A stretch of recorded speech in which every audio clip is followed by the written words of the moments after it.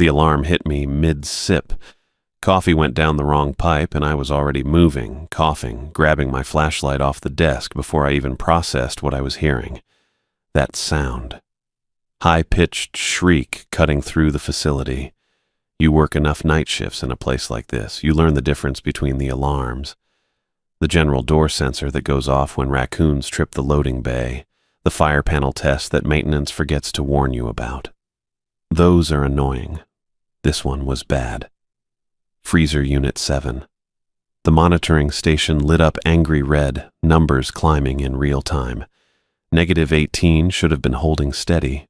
Instead, I watched it tick up to -12, then -10, the display refreshing every few seconds with worse news. 20,000 pounds of halibut in there, give or take. I did the math without thinking. You work fishing boats long enough, the numbers become automatic. $32 a pound wholesale. That's $640,000 turning into rot if I didn't move. My boots hit the concrete floor hard. Steel-toed bogs, the insulated kind rated for Alaska winters. Good for the cold. Loud as hell when you're running through an empty warehouse at nearly 3 in the morning. The facility sprawled out around me, all concrete and corrugated metal, condensation dripping from overhead pipes. My breath fogged in the ambient chill. Even the hallways stayed cold here. Management saved money on heating by keeping the whole building just above freezing. Made sense for the product. Made your joints ache by the end of a 12-hour shift. I checked my watch. Habit from the boats. Always know what time it is. Always know how long until the next task. Battered Casio. The digital kind that could survive salt water and fish guts and still keep ticking. 2:47. 13 minutes. The number registered somewhere in the back of my skull even as my legs kept pumping toward Unit 7. 13 minutes until 3 o'clock. 13 minutes until that window opened up and the rules said stay out, stay away, don't go near it no matter what you hear. I'd been at Ketchikan cold storage for 6 weeks by then. 42 nights of checking gauges, monitoring temps, doing walk-through rounds with my flashlight and my thermos and the portable radio that only picked up 2 stations, both of them playing the same country hits from the 90s. Easy work, boring work. The kind of work you take when the salmon runs end and the Northern Promise ties up for the season and Captain Ray tells you he'll call when spring comes around. If spring comes around. The fishing industry doesn't make promises. I learned that early. You work when there's work, save what you can, hope the boat you're on doesn't go under, literally or financially. The Northern Promise had been good to me for 3 seasons. Ray ran a tight ship, paid fair, didn't cut corners on safety equipment. But the runs had been thin this year, everyone feeling it. Ray's face got grimmer every time we pulled the nets. So when Michael told me about the cold storage job, I took it. My mother's place in Juneau ran $4,000 a month. Assisted living. Nice enough facility, clean rooms, staff that actually seemed to give a damn about the residents. Izzy, she'd hate me calling her that to her face, always mom or nothing. She needed the level of care they provided. Couldn't live alone anymore, couldn't manage the stairs in the old house, couldn't remember to turn off the stove, couldn't focus. The alarm was still screaming. I rounded the corner and Unit 7 loomed ahead. Massive industrial freezer. The door a foot-thick slab of insulated steel with frost crusting the edges. The emergency light above it blinked red in rhythm with the alarm, like a heartbeat, like something trying to warn me. 13 minutes. No. 12 now. The keypad beside the door glowed green. Power was fine. The cooling system must have failed. Compressor, maybe, or a refrigerant leak. I'd seen it happen on fishing vessels. One bad seal, and you lose the whole catch. My hand went to my chest pocket before I consciously thought about it. Habit. The laminated card was there, where it always was. Michael had handed it to me on my first night, standing right where I was standing now. Different circumstances. No alarm. Just him and me and the industrial hum of machinery. 8 rules, he'd said, voice like gravel in a cement mixer. You follow them, every shift, no exceptions. The card was small, business card sized, maybe a little bigger. Typed text in that old courier font, the kind from typewriters, faded from years of handling, edges worn smooth by fingers. Laminated, sure, but even lamination couldn't stop time completely. I'd read them, tried not to laugh. Rule 1. Between 3:09 a.m. and 3:33 a.m., do not enter freezer units 4, 7, or 12 under any circumstances. Rule 2. If the radio plays music you don't recognize, turn it off immediately, and do not turn it back on until sunrise. Rule 3. The woman who calls the front desk asking for her shipment is not a customer. Hang up without speaking.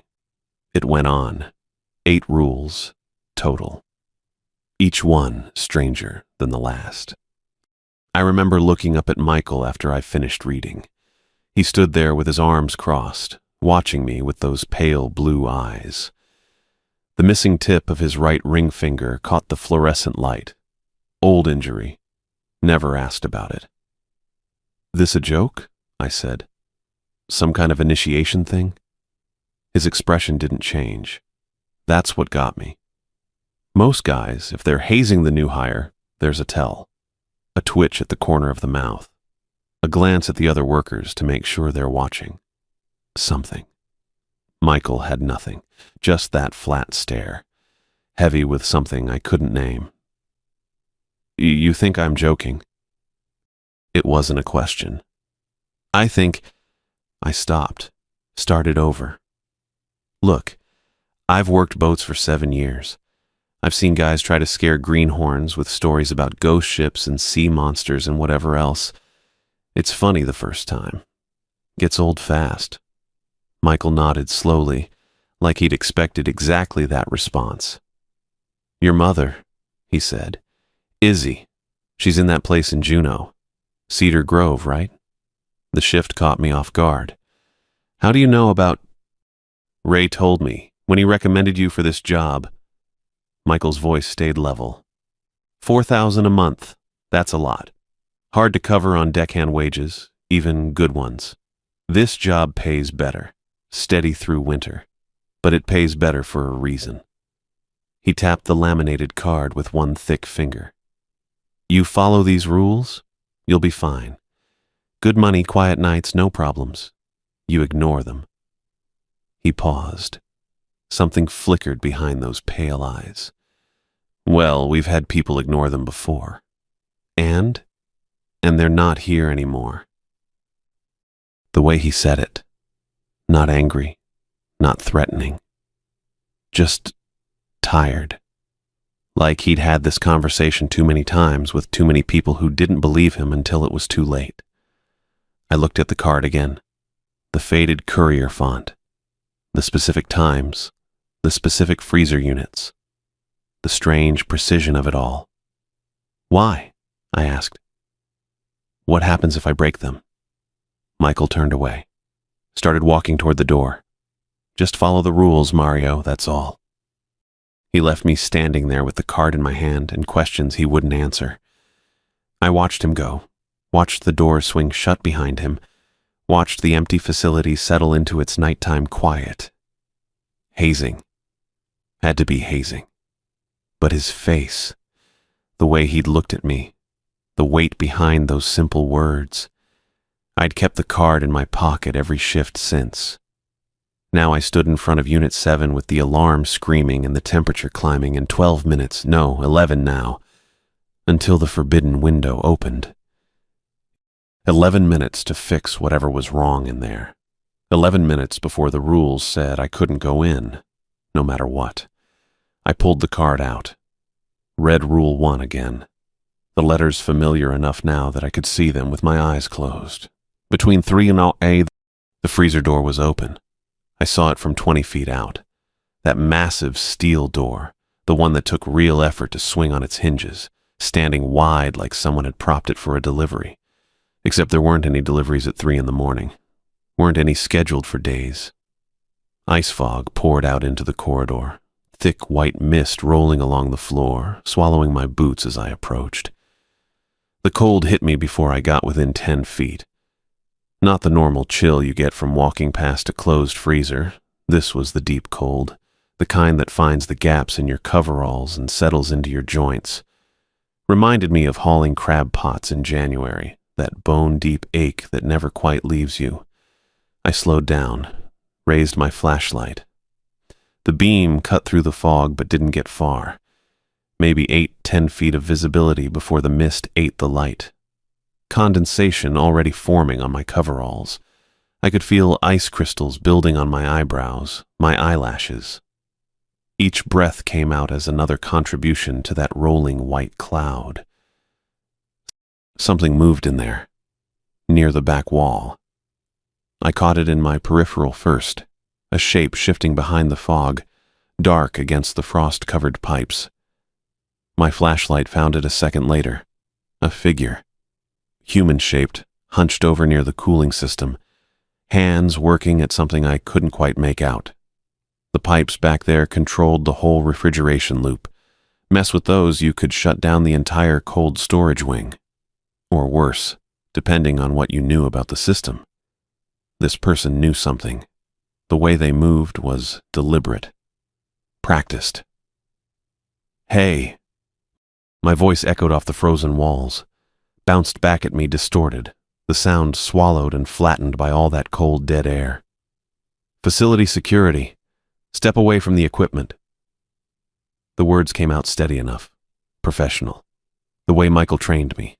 Announce yourself, establish authority, give clear instructions. Don't escalate unless you have to. The figure stopped working. For a long moment, nothing. Just the hum of the cooling system and the soft whisper of fog curling around my legs. I kept my flashlight trained on that shape, watching for any sudden movement. My other hand found the radio on my belt. Not that it would do much good. Signal barely worked in the main corridors, let alone buried in the freezer.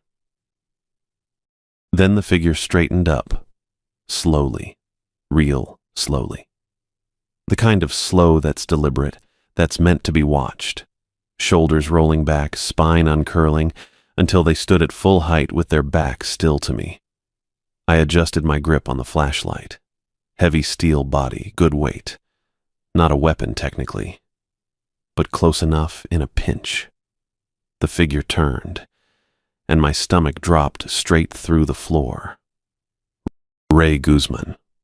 I knew that face. Knew it better than I knew most faces, actually. 3 seasons on the Northern Promise, watching him navigate storms that should have killed us all, learning to read the water the way he did.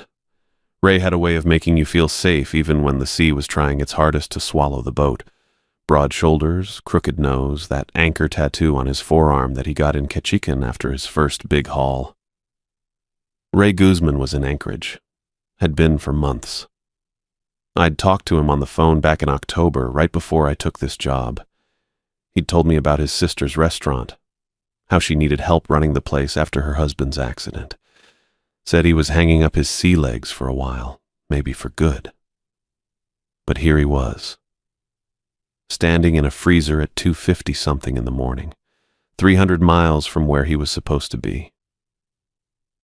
Mario! His voice, that same booming captain's voice that could cut through a gale. Didn't expect to see you here.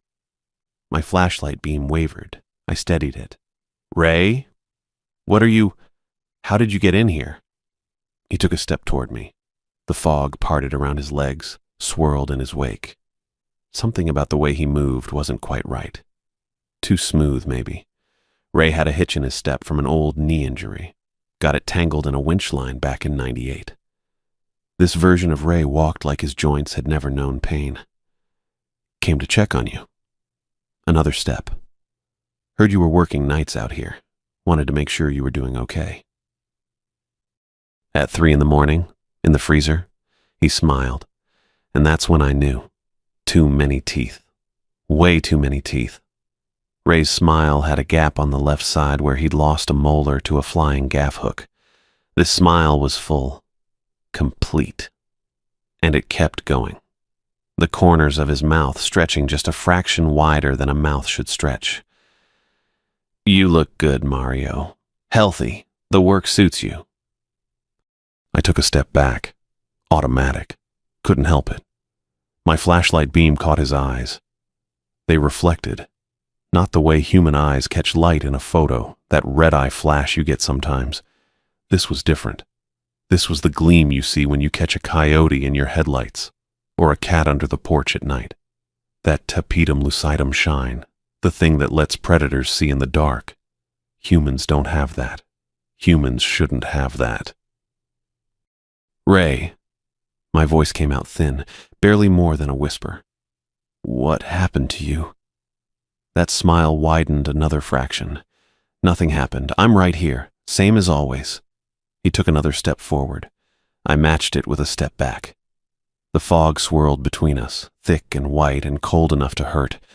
My left hand found my watch, tilted my wrist just enough to see the face without taking my eyes off. Off whatever this was. 2:58. 2 minutes. I had 2 minutes before 3 o'clock. Before the forbidden hour started and all the rules kicked in. The ones about staying in the security office, the ones about not responding to voices in the halls, the ones about the cameras and the shapes and the things that happened between 3 and 4 in the morning. 2 minutes, and I was standing in an open freezer with something that wore Ray Guzman's face. My pulse kicked up. I could feel it in my throat, my temples, the tips of my fingers.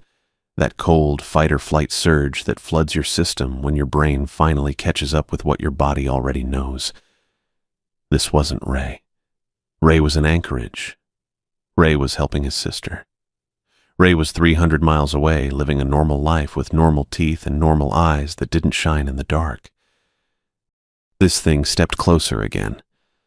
The fog parted for it, welcomed it. "Why don't you come on in?" it said, gesturing toward the back of the freezer with one hand.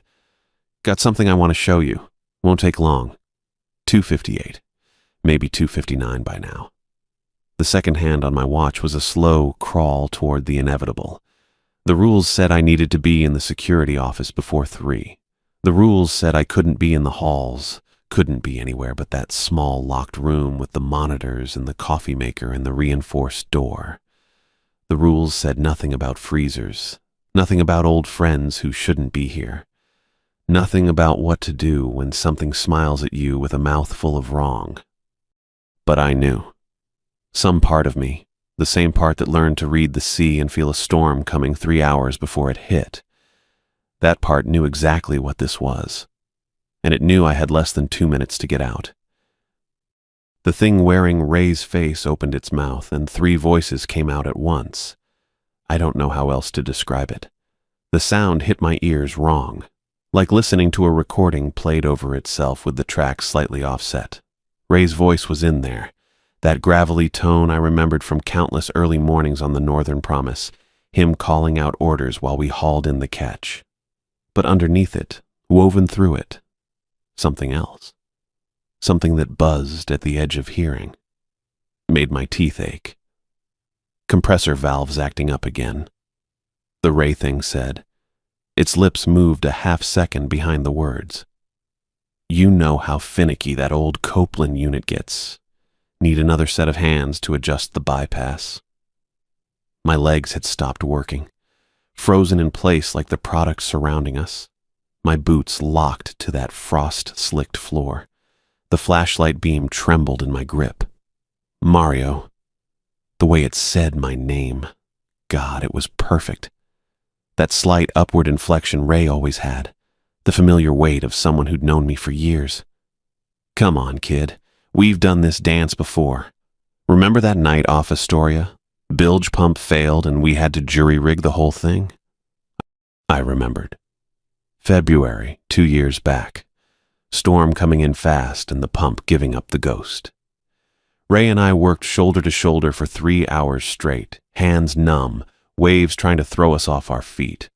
We got it working again, limped into port just ahead of the worst of it. The creature smiled with Ray's mouth. "You trust me," it said.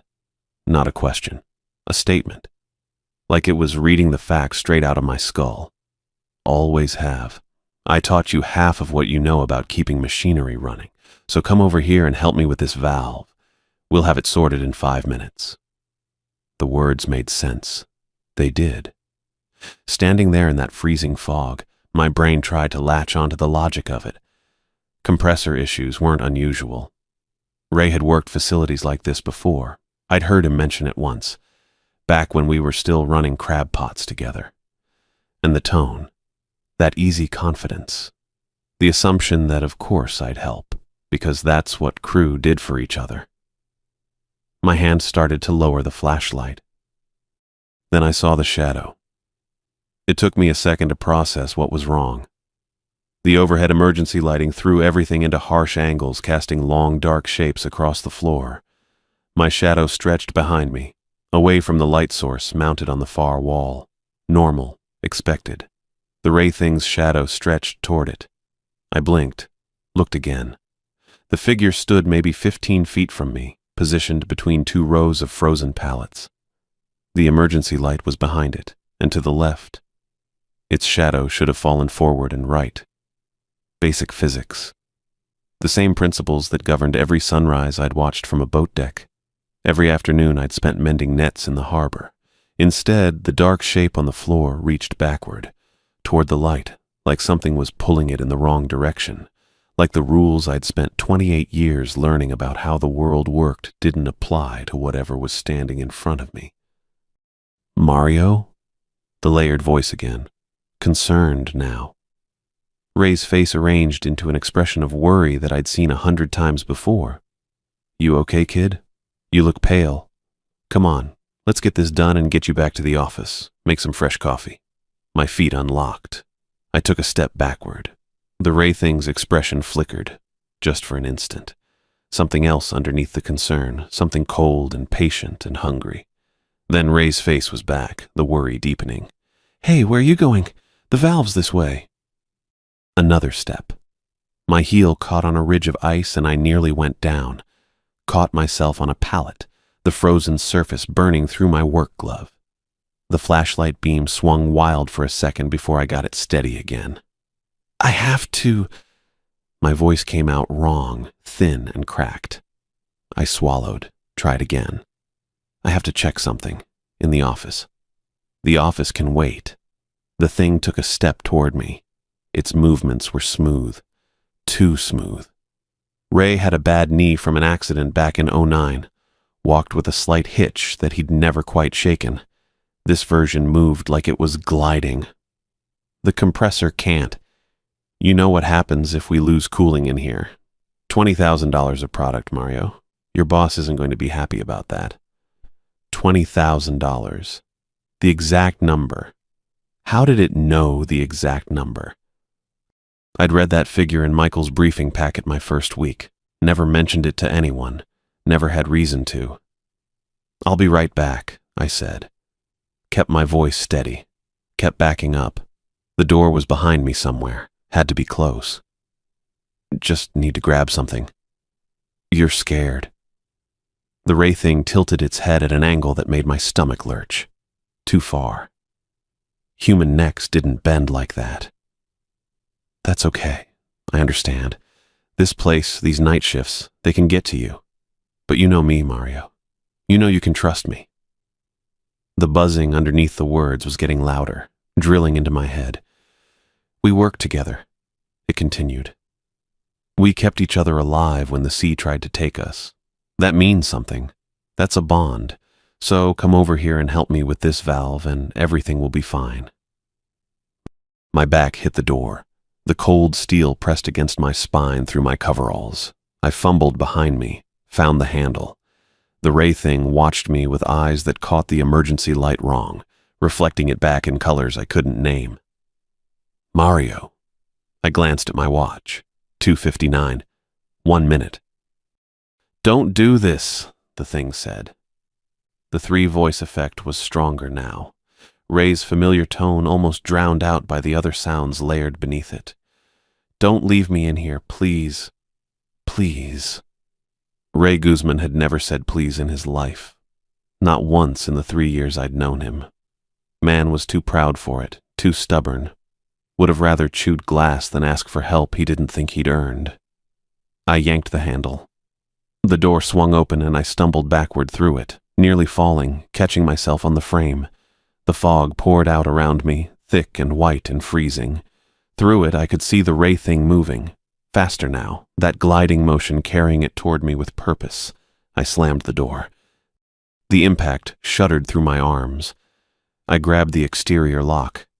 Heavy-duty deadbolt that Michael had shown me on my first day. The one I'd never understood the point of until right now, and drove it home. Metal scraped against metal. The mechanism engaged with a sound that felt final. Something hit the door from the inside. Not a knock. Not a pound. A pressure, like the whole freezer was pushing outward. The steel groaned, held. I backed away until I hit the opposite wall of the corridor, slid down it until I was sitting on the cold concrete floor, knees drawn up, flashlight clutched in both hands. The temperature alarm was still screaming, that high-pitched wail cutting through everything, reminding me that the cooling system was failing, that the product inside was starting to thaw, that I just locked $20,000 worth of frozen seafood in a unit that might hit dangerous temperatures within the hour. $20,000. My mother's care facility cost $6,000 a month. That freezer held more than 3 months of her treatment. More than 3 months of the medication that kept her lucid, the therapy that helped her remember my name most days, the staff that made sure she ate and bathed and didn't wander off in the middle of the night. I'd sealed it all inside with something that wore Ray Guzman's face. My hand found my pocket, found the laminated card. I pulled it out and read Rule 1 again, the words swimming in my vision until I blinked them clear. Between 3 a.m. and 3:33 a.m., do not enter freezer unit C under any circumstances. The alarm kept screaming. The pressure against the door had stopped. Or maybe I just couldn't feel it from here. Either way, the steel wasn't moving anymore. Whatever was on the other side had gone quiet. I looked at my watch. 3:01. The window had started. 32 minutes until it ended. 32 minutes where I couldn't go back in there no matter what. The product might survive, might not. Depended on how bad the compressor issue really was, whether it was a total failure or just a hiccup. Michael would have answers in the morning. Explanations. Probably a write-up for my file, maybe worse. But I was still sitting here.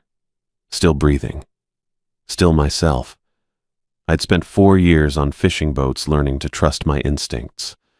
Learning that the sea would kill you the moment you ignored the signs it was sending. A good deckhand paid attention. A good deckhand survived. The rules were explicit. Someone had written them for a reason. Someone who knew what happened between 3 and 3:33, who understood what lived in freezer unit C during those minutes. I chose to trust them. Over $20,000. Over 3 months of my mother's care. Over everything I thought I knew about shadows and light and the faces of old friends. I sat there in that corridor with the alarm screaming overhead and the laminated card clutched in my frozen fingers, and I waited for the window to close. The first impact came maybe 30 seconds after the door sealed. I was still standing there in the corridor, my breath coming out in clouds, the laminated card gripped so tight my knuckles had gone white. Part of me was waiting for, I don't know, some kind of confirmation that I'd done the right thing, that locking that door had been the correct call. What I got instead was a sound that'll stay with me until the day I die. Metal screaming. That's the only way I can put it. The freezer door buckled outward, the steel bowing like something had hit it with a battering ram. Frost that had built up around the frame cracked and fell in sheets, shattering against the concrete floor. The impact echoed through the corridor, bounced off the walls, filled every inch of space with violence. This wasn't knocking. The rules had warned about knocking. Polite knocking, they'd said. Rhythmic patterns. Something designed to make you think a colleague needed help. This was rage given form. Pure, undiluted fury hammering against that door with enough force to warp industrial steel. The second impact came before I could move. The door bowed again, further this time, and I saw the hinges strain against their bolts, Whoever had designed this freezer had built it to last. Commercial grade, meant to handle decades of use and abuse. But they hadn't built it for this. Nobody builds for this. I backed up 3 steps, then 5. My boots scraped against the frost-slicked floor and I nearly went down, caught myself on the wall with my free hand. The cold bit through my glove, but I barely felt it. Every nerve in my body was focused on that door, on the shape of it warping outward with each blow. Boom.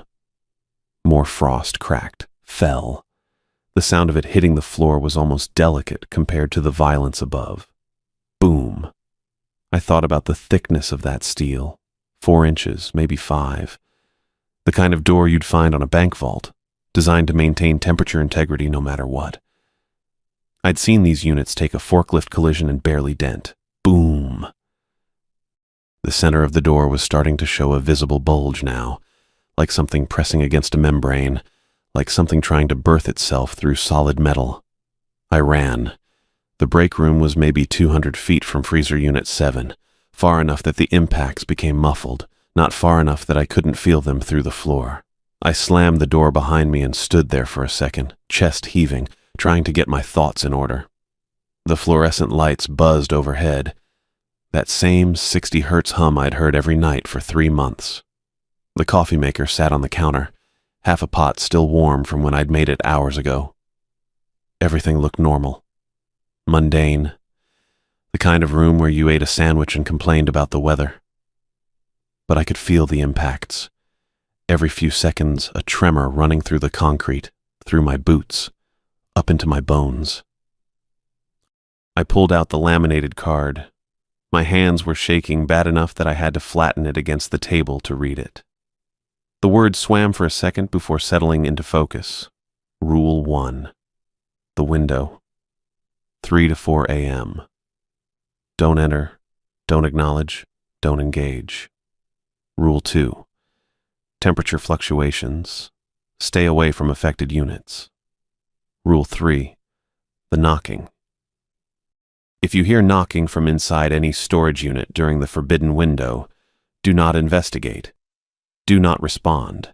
The sound is designed to elicit a rescue response. There is nothing inside that requires rescue. I stared at that last line. Read it again. There is nothing inside that requires rescue. Another impact shook the floor. Distant but present. Insistent.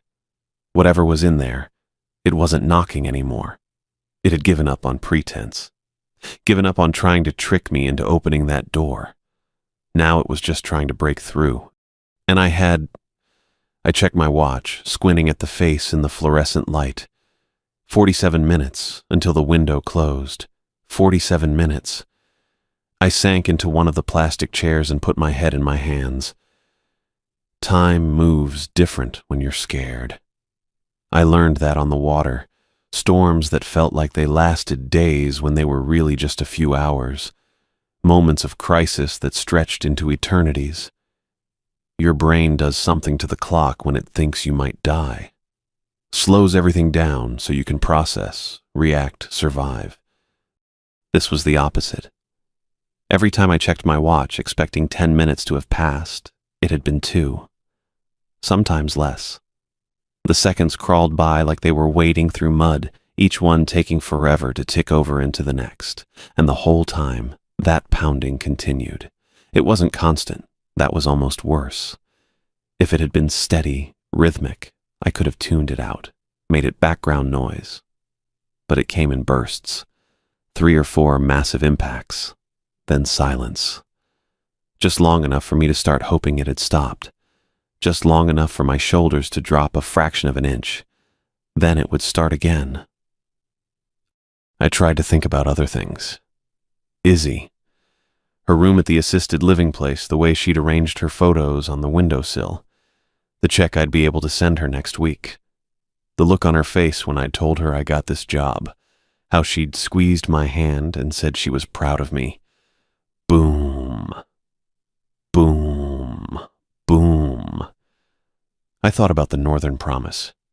The way Ray used to stand at the helm during rough weather, feet planted wide, reading the waves like sheet music. The smell of diesel and salt. The sound of the crew laughing in the galley after a good haul. Boom. I thought about Monica Solomon, that voice on the phone, the desperation in it, the way she'd said they got inside like it meant something specific, something terrible. Boom, boom. I thought about the Meridian Star sitting at the bottom of the ocean with all hands lost, and I wondered what they'd heard in those final moments, what they'd seen. The impacts were getting weaker. I noticed it around 3:45. The tremors through the floor weren't as strong. The sound was duller, less violent, like whatever was throwing itself against that door was starting to tire, or like it was changing tactics. I stayed in my chair, kept my eyes on my watch, counted the seconds, 3:50, 3:52, 3:55. The pounding had stopped completely now. The silence was somehow worse. At least when it was making noise, I knew where it was. I knew it was still contained. Now, I didn't know anything. 3:58, 3:59. I held my breath. Watched the second hand crawl around the face of my watch, each tick taking a lifetime. 4 o'clock. 1 more minute. Michael had been specific about that. The window was 3 to 4, but you waited until 4:01 to be safe. You gave it that extra 60 seconds because whatever these things were, they knew the rules too. They'd try to catch you in the gap. 4 o'clock and 30 seconds. 45 seconds. 4:01. The silence was absolute. I sat there in the break room, listening to nothing. The fluorescent lights still buzzed. The coffee maker still gurgled occasionally as it kept the pot warm. But underneath those small sounds, there was nothing. No impacts, no tremors, no sense of presence or pressure or rage. Just empty space. I didn't move for a long time. Couldn't really. My body had locked up somewhere in the last hour, muscles frozen in a state of perpetual readiness. Fight or flight, except I'd done neither. I'd just sat there and waited and prayed that the rules would hold. They'd held, at least I thought they had. The card was still on the table in front of me. I looked at it again, at the neat typed lines, at the matter-of-fact language describing impossible things. Whoever had written this, Michael or someone before him, they'd known. They'd understood what happened in this facility during certain hours, and they'd figured out the rules, the logic, the patterns that kept you alive. I owed them my life. Probably. But I still had to check. The thought sat in my stomach like a stone. I couldn't just stay in the break room until my shift ended. Couldn't pretend the last hour hadn't happened. There was a freezer unit out there that might be damaged, might be compromised, might be... I didn't let myself finish that thought. I stood up. My legs felt weak, shaky, like I'd just run a marathon. The laminated card went back in my pocket. I grabbed my flashlight from where I'd set it on the table, tested the beam against my palm. Still working. Small mercies. The corridor outside the break room was empty, silent. The emergency lights had clicked off at some point, replaced by the normal fluorescent strips. Everything looked exactly the way it had when I'd started my shift hours ago. Except it didn't. Not really. There was something different in the air, a quality I couldn't name. Like the space itself remembered what had happened and was holding its breath. I walked toward freezer unit 7. The door was closed. I stopped maybe 30 feet away, staring at it. The massive steel door that had been bowing outward with each impact, that had looked ready to tear off its hinges. It was sealed, flush with the frame. Frost already forming around the edges again like nothing had happened. But I could see the marks, dense in the metal, shallow but visible, a pattern of impacts that traced the outline of the violence I'd witnessed. The center of the door had a slight convexity to it now, a permanent warp that would probably need to be repaired. Evidence, proof that I hadn't imagined it. I approached, slowly. one step at a time. My flashlight beam played across the door, picking out details. The frost on the floor where sheets of ice had cracked and fallen. The way the hinges sat slightly crooked in their housing. The temperature readout on the wall panel. I stopped, looked at that readout again. -18 degrees Celsius. Exactly where it should be. Exactly where it had been before the alarm went off, before any of this started. The system was showing green across the board. No fluctuations, no warnings, no indication that anything had gone wrong. That was impossible. I'd seen the readings earlier, the temperature spike, the red warnings flashing on every panel. Something had changed inside that unit. Something significant enough to trigger a facility-wide alarm. Now it showed normal, like the system had repaired itself, like whatever had caused the spike had simply stopped, or been contained, or I didn't want to think about what else it might mean. My hand was on the door handle before I consciously decided to move. The metal was cold through my glove, cold enough that I could feel it seeping into my palm, into my bones. I stood there for a long moment, gripping that handle, staring at the door that had tried to tear itself apart an hour ago. The rules didn't say anything about after the window closed. They just said don't enter during, don't acknowledge, don't engage. It was 4:07 now. The window was closed. The rules should apply differently. Should. I tightened my grip on the handle, took a breath, steadied myself, and pulled. The door swung open easier than it should have. That was my first thought. After all that pounding, that relentless assault against the steel, I expected resistance, damage, something jammed or bent or broken. But the handle moved smooth in my grip and the door swept inward on its hinges, letting out a breath of frozen air that hit my face and made my eyes water. I stood there on the threshold, didn't move forward, just looked. The halibut sat in their frozen rows, same as they had when I'd walked through earlier. Massive white slabs laid out on pallets, their skin crusted with ice crystals, their dead eyes staring at nothing. I counted the rows without meaning to. 6 across, 8 deep. Standard arrangement. Nothing disturbed. The fluorescent tubes hummed overhead, casting that flat industrial light that made everything look like a photograph. No shadows moving. No shapes lurking between the stacks, just the fish and the cold and the endless white of frost covering every surface. I stepped inside. My boots crunched on the floor, ice under rubber. That familiar sound of walking through a freezer in winter, except now it carried a different weight. Every footfall felt deliberate. Every echo felt like an announcement. Here I am. Came back in. Hope you're gone. The temperature wrapped around me. -10, maybe colder. The kind of cold that finds every gap in your coveralls, every exposed inch of skin, and starts working on it immediately. I'd spent enough winters on deck to know how fast frostbite could set in when you weren't paying attention. 30 minutes with wet gloves and you'd lose feeling in your fingers. An hour and you might not get it back.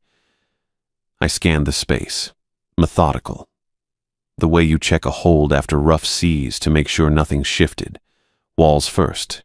Smooth white panels, no marks, no scratches, no sign that anything had been slamming against them from the inside.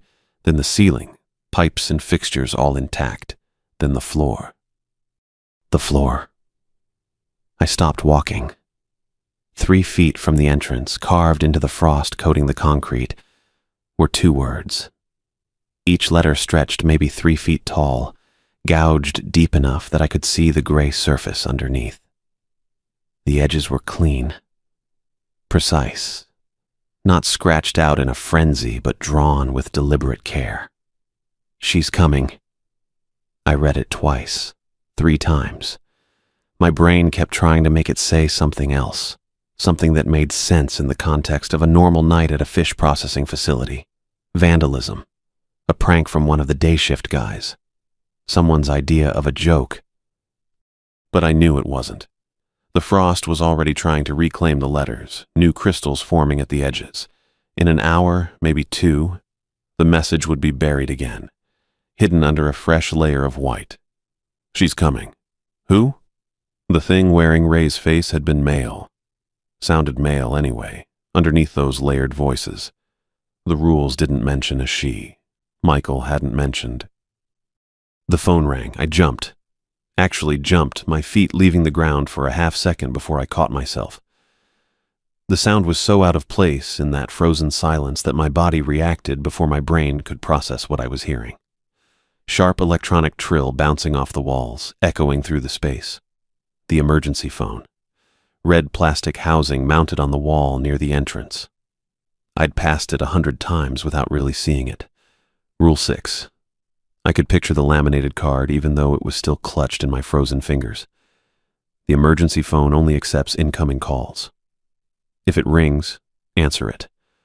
Only accepts incoming calls. I'd wondered about that when Michael first showed me the rules. What kind of phone couldn't make outgoing calls? What was the point of an emergency phone that only let other people reach you? Now I knew. Or at least I knew enough to understand that the rule existed for a reason. The phone kept ringing, insistent, patient. I walked toward it. Each step felt like moving through water. My hand reached out, wrapped around the receiver, lifted it from the cradle. The plastic was cold against my ear. Hello? Silence on the other end. Not dead air. I could hear something. The faint hiss of an open line. The ghost of static underneath. Then a woman's voice. Good evening. Calm, curious. The tone of someone asking about the weather or making small talk at a bus stop. Nothing in that voice suggested she was calling a fish processing facility at 4 a.m, calling on a phone that shouldn't be able to receive external calls, calling to ask, "Do you know anything about the Meridian Star?" My blood went cold. Not a figure of speech. I felt it happen, the warmth draining from my extremities, my heart rate spiking, my fingers going numb around the receiver. The name hit me in the chest and kept going, punching through everything I thought I understood about this night. The Meridian Star. If anyone asks about the Meridian Star, you tell them the boat never existed. You tell them you've never heard that name. You do not discuss it. You do not confirm it. You do not acknowledge any knowledge of that vessel. Michael's voice in my memory, not his usual gruff, monotone. Something else underneath. Something that might have been fear if I hadn't known him better. This is the most important rule on this list. More important than the freezer. More important than the window. If you remember nothing else, remember this. The woman waited on the other end of the line. Patient, no rush, all the time in the world. The Meridian Star, she repeated. Commercial fishing vessel, went missing in 2019. Surely you've heard something.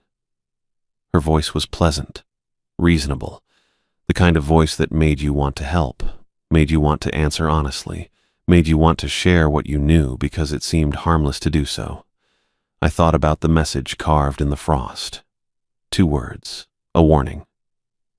She's coming. I don't know what you're talking about, I said. The words came out steady, flat. I barely recognized my own voice. Never heard of it. The Meridian Star, she said again. 6 crew members, Captain Monica Solomon.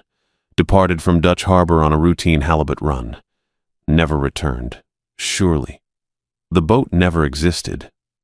I said it louder than I meant to.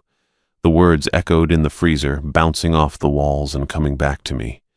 The halibut stared with their dead eyes. The frost kept spreading over the message on the floor. Never existed, I repeated, quieter now. I've never heard that name. I don't know anything about any boat called the Meridian Star. Silence on the line. 1 second. 2. 5. The static hissed in my ear. I could feel my pulse in my temples, feel the cold seeping through my coveralls, feel the weight of the receiver in my grip. Part of me wanted to hang up, just slam it back on the cradle and walk away.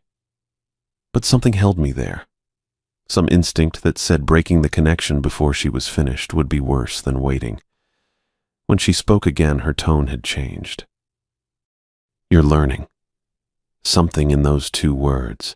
Not quite approval, not quite praise. Something older. Something that had been testing me and found the results acceptable. "That's good," she continued. "Most of them don't learn fast enough." I opened my mouth, wanted to ask what that meant. Who else she'd called? What happened to the ones who answered wrong? The line went dead. Just like that. No click, no disconnect tone. One moment her voice was there, and the next there was nothing but silence. The kind of silence that feels like a presence all on its own. I stood there with the receiver pressed against my ear, listening to nothing, trying to make sense of what had just happened. "She's coming." I looked at the floor. The letters were already half buried under new frost. I hung up the phone. The dial tone droned in my ear for a good 30 seconds before I hung up. I stood there in the corridor with the receiver still warm against my palm, staring at the frost on the floor.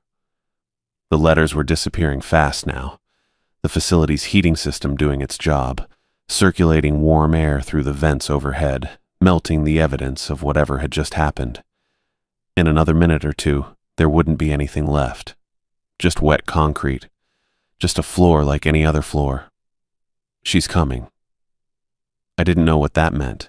Part of me didn't want to know. I checked the call log. The phone system at Ketchikan Cold Storage wasn't anything fancy, an old Panasonic unit that had probably been installed sometime in the early 90s, the kind with a small LCD screen that showed incoming numbers in green text. I'd used it maybe a dozen times since I started working here, mostly to call Michael when something came up that wasn't in the manual. The screen showed the last 5 calls.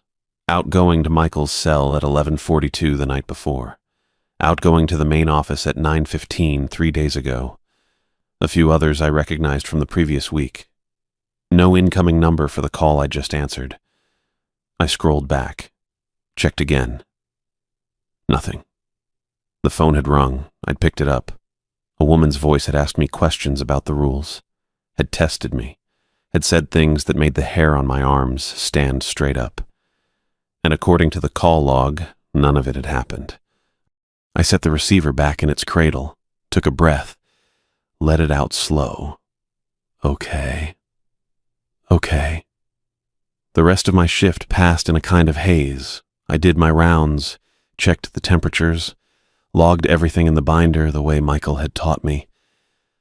But my mind kept circling back to that voice, the calm in it, the way she'd said my name. "You're learning, Mario." I didn't go home when my shift ended. The morning crew came in around 6. 2 guys I barely knew, middle-aged and quiet. The kind who'd been doing this work long enough that they didn't need to talk about it. They nodded at me on their way past. I nodded back. Normal. Everything normal. But instead of heading to my truck, I found myself walking toward the administrative wing. The historical files were kept in a storage room behind the main office. I'd never been in there before. Never had a reason to. But I knew it existed because Michael had mentioned it once, back during my first week. Something about old permits and inspection records. The kind of stuff nobody looked at unless they had to. The door wasn't locked. Inside, the room smelled like old paper and dust. Metal shelving units lined the walls, crammed with cardboard boxes and manila folders and 3-ring binders going back decades. No windows. Just a single fluorescent fixture overhead that flickered twice before settling into a steady hum. I didn't know exactly what I was looking for, but I knew where to start. The woman on the phone had asked me about Rule 3, the one about the voice from Freezer Unit 7. She'd asked me whose voice it would use, and I'd told her the truth. Ray Guzman, my old captain from the Northern Promise. A man who'd been dead for 2 years, but she'd known about the rules, known them well enough to test me on them, which meant she had some connection to this place, some history. I started with the oldest boxes I could find. The newspaper clipping was buried in a folder labeled Incident Reports, 1987. I almost missed it. The folder was thick with documents, insurance claims, inspection reports, handwritten notes on yellow legal paper. The kind of paperwork that accumulates when something goes wrong and everyone scrambles to cover themselves. I was flipping through it mostly on autopilot, not really expecting to find anything, when a headline caught my eye. Fishing vessel. Vanishes in Tongass. Narrows, all hands lost. The clipping was from the Ketchikan Daily News dated November 15, 1987. The paper had yellowed with age, gone soft at the edges, but the text was still readable. I sat down on an overturned crate, read the whole thing. The Meridian Star had been a commercial fishing vessel, 62 feet, working the waters around Tongass Narrows. On November 12th, it had departed Ketchikan Harbor for what should have been a routine 3-day trip. It never came back. The Coast Guard search lasted 9 days. They found debris, a life ring, some personal effects floating in the current. But no bodies, no survivors, no explanation for what had happened. 7 crew members, all presumed dead. The article listed their names. I read through them slowly, my finger tracing the faded print. And there it was, Monica Solomon, 42, of Ketchikan, captain. I stopped breathing. The article included a photograph, grainy, black and white, the kind of image that doesn't reproduce well on newsprint, but I could make out the details. A woman standing on a dock, angular features, hair whipping in the wind. She was wearing a yellow rain slicker. Described by colleagues as an experienced mariner, the article said. Solomon had been fishing these waters for over 20 years. No distress call was ever received. I read it again. Then again. Monica Solomon, captain of the Meridian Star, lost at sea in 1987. 37 years ago. And last night, she'd called me on the phone. I returned for my next shift at 11 that night. Michael was there when I arrived, standing by the time clock with a cup of coffee in his hand.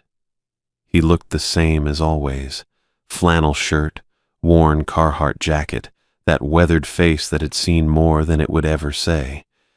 His pale blue eyes tracked me as I walked in. I didn't know what to tell him, didn't know if I should tell him anything.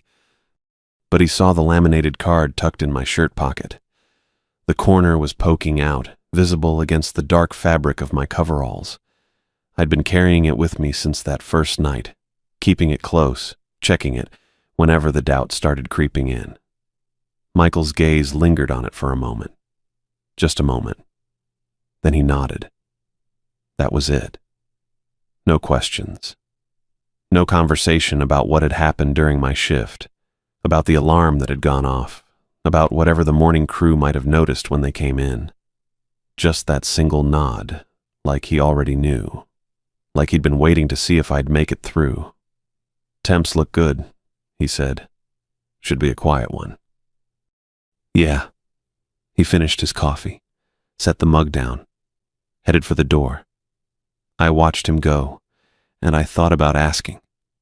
Thought about saying her name, Monica Solomon, and seeing what happened to his face. But something stopped me. The same instinct that had kept me from opening that freezer door. The same voice in the back of my head that said some things weren't meant to be spoken aloud. Michael paused at the exit. Didn't turn around. You did good, he said. Keep doing good. The door swung shut behind him. The rules had kept me alive. I understood that now. Understood it in a way I hadn't before, back when Michael first handed me that laminated card and told me to memorize every word. I'd thought they were guidelines, suggestions, the kind of thing management puts together to cover their liability. But they weren't guidelines. They were survival. Whatever haunted Ketchikan cold storage, whatever lived in those freezers, whatever walked those corridors between 3 and 4 in the morning, It had tested me, pushed me, thrown everything it had against that door while I stood on the other side and refused to open it. And I'd passed. I didn't know what that meant exactly. Didn't know if worthy was the right word. But I was still here, still breathing, still showing up for my shifts, and doing my rounds and sending money home to Mom every 2 weeks. That was enough. It had to be enough. I still heard the pounding sometimes. Not every night. Maybe once a week. Sometimes less. But on certain shifts, the ones where the fog rolled in thick off the water, where the temperature dropped just a few degrees lower than it should, I'd be walking past Freezer Unit 7 and I'd hear it. That same rhythm. Slow at first, then faster.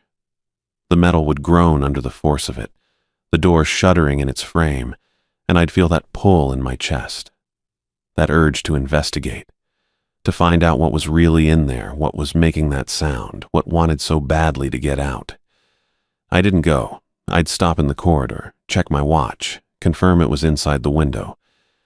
Because it was always inside the window, always between 3 and 4, always exactly when the rules said it would happen, and then I'd turn around and walk the other way. The pounding would continue behind me, sometimes for minutes, sometimes longer. I learned not to listen. There's a thing that happens when you work a job long enough. You stop asking why. You stop wondering about the reasons behind the rules, the history of the place, the stories that nobody tells but everyone knows. You just do the work. Clock in, clock out, go home. That's what I did. I filed the newspaper clipping back where I found it, put the folder in the box, put the box back on the shelf, turned off the light in the storage room, and walked away. Monica Solomon had been dead for 37 years. Her ship had vanished with all hands in waters I'd fished myself, waters I knew, waters that could swallow a vessel whole and never give it back. Whatever she was now, whatever called me on that phone, whatever tested me with questions about the rules, it wasn't something I could understand. And that was okay. Some questions were better left unanswered. I learned that lesson in a corridor at 3 in the morning, with frost on the floor and a woman's voice in my ear. I learned it watching letters melt into nothing, watching evidence disappear, watching the call log show an empty space where a conversation should have been. I learned it, and I didn't forget. Mom's bills kept coming. The facility kept running. The rules kept working. And I kept showing up.